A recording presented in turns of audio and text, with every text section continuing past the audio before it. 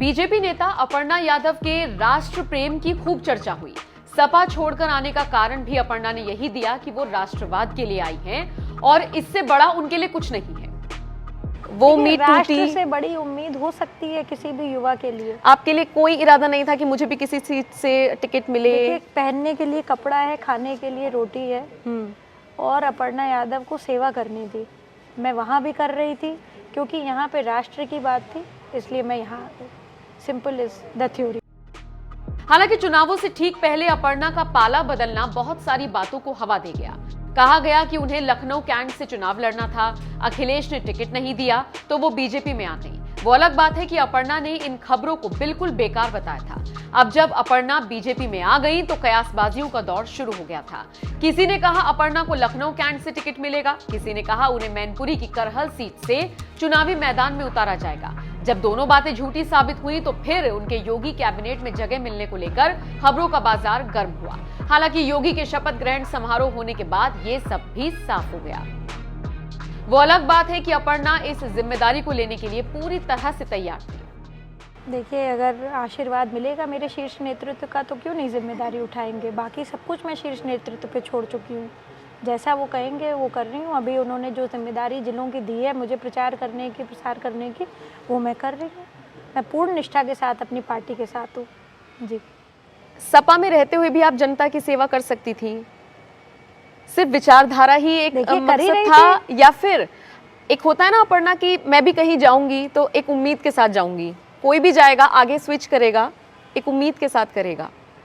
क्या उम्मीद थी? वो उम्मीद टूटी। राष्ट्र से बड़ी उम्मीद हो सकती है किसी भी युवा के लिए। आपके लिए कोई इरादा नहीं था कि मुझे भी किसी सीट से टिकट मिले? पहनने के लिए कपड़ा है, खाने के लिए रोटी है और अपर्णा यादव को सेवा करनी थी। मैं वहाँ भी कर रही थी क्योंकि यहाँ पे राष्ट्र की बात थी, इसलिए मैं यहाँ आ गई।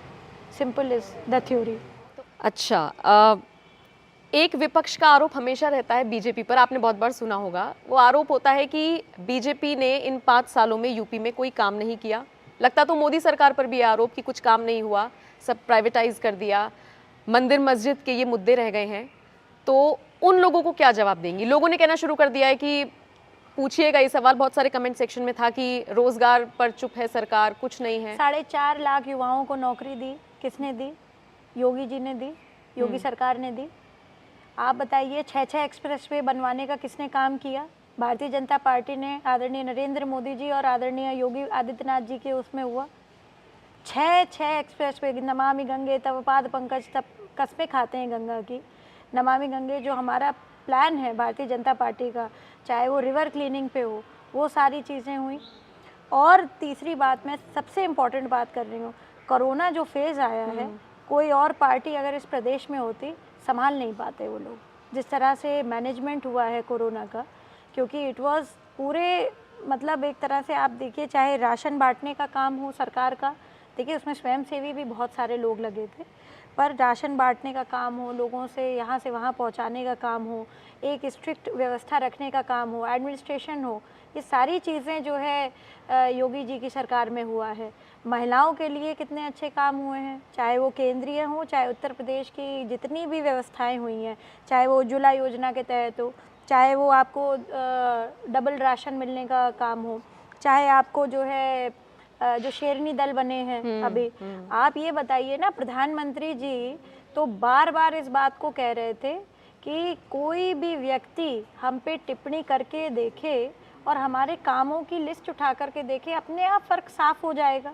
और मैं बताती हूँ, ये विपक्ष का आरोप हमेशा लगता रहा, जो आप कह रहे हैं मस्जिद और मंदिर वाली बात, राम मंदिर का जो इशू था, ये जब भी उठा तब सरकारें और औरों की थी, मगर बनाया किसने और बना कौन रहा है?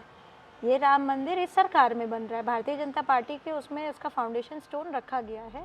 ये एक बहुत ही गर्व। कुल मिलाकर देखा जाए तो अब तक अपर्णा के हाथ कुछ नहीं लगा है, लेकिन ये भी सच है कि राजनीति में अपर्णा का कद इतना भी कम नहीं है कि बीजेपी उन्हें खाली ही रहने देगी। यूपी विधानसभा चुनावों के दौरान अपर्णा ने जिस तरह से प्रचार किया, उसका फायदा निश्चित तौर पर बीजेपी को हुआ। अपर्णा ने खुद कहा कि जिन जिन प्रत्याशियों के लिए उन्होंने प्रचार किया वो सभी कैंडिडेट्स जीते हैं। लेकिन अब सोशल मीडिया यूजर्स ने उनके हर एक पोस्ट पर यह सवाल लिखना शुरू कर दिया है कि उन्हें अब तक क्या मिला। इस बीच कुछ यूजर्स ने आशा जताई है कि बीजेपी 2024 के लोकसभा चुनावों में उन्हें बड़ी जिम्मेदारी दे सकती है। एक यूजर ने अपर्णा के पोस्ट पर कमेंट करते हुए लिखा, हर हर महादेव, मेरी दिली ख्वाहिश थी कि अपर्णा जी मंत्री बने, लेकिन मोदी जी की सोच कुछ अलग ही है। मुझे लगता है कोई बड़ी सौगात है मोदी और योगी के पास अपर्णा जी के लिए। निश्चित रूप से वो एक सरप्राइज होगा। एक और यूजर ने लिखा, एक बड़ी जिम्मेदारी आपका इंतजार कर रही है। खैर, यूजर्स के कमेंट्स एक तरफ हैं और इससे इतर सच्चाई दूसरी तरफ। हाल फिलहाल अपर्णा को कुछ मिलता नजर नहीं आ रहा, लेकिन खुद को योगी आदित्यनाथ की बहन बताने वाली अपर्णा पर बीजेपी बड़ा दांव लगा सकती है। 2024 तक अपर्णा के पास 2 साल होंगे खुद को साबित करने के लिए और अपना जनाधार और मजबूत करने के लिए। अब देखना होगा बीजेपी अपर्णा यादव को 2024 लोकसभा चुनावों में मौका देती है या नहीं। आपका इस खबर पर क्या कहना है? कमेंट करके अपनी राय जरूर।